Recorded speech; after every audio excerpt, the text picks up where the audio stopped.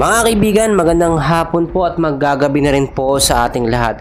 Update ko lamang po kayo sa lagay po ng ating panahon, pero bago ho yan, palike and subscribe po muna ako at pahit na rin po ng notification bell. Maraming salamat po. Mga kaibigan, wala po tayong minomonitor na low pressure area dito nga po sa tropical cyclone formation or sa loob ng Philippine Area of Responsibility.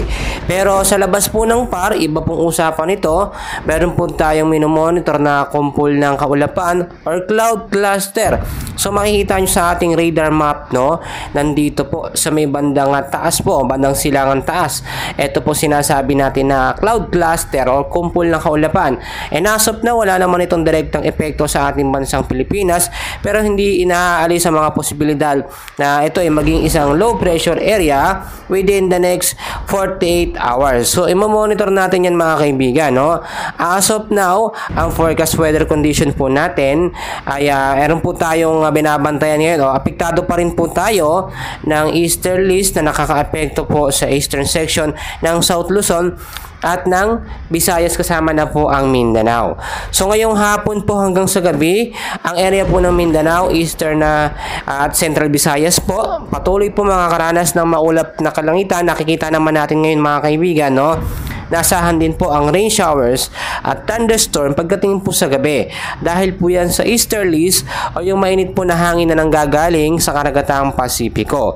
So asahan ng impact sa posibleng pagbabaha. Gayon din po sa mga landslide prone area, mag-ingat po kayo dyan.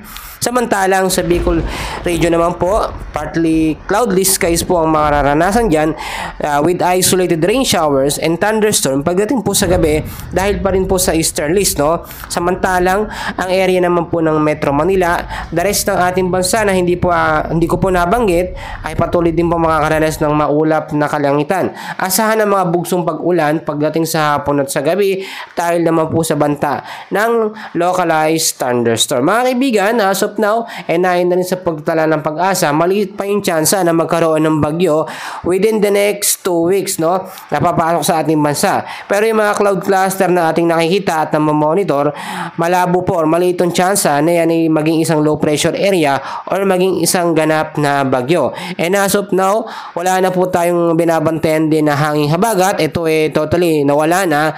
Papasok na po by next week.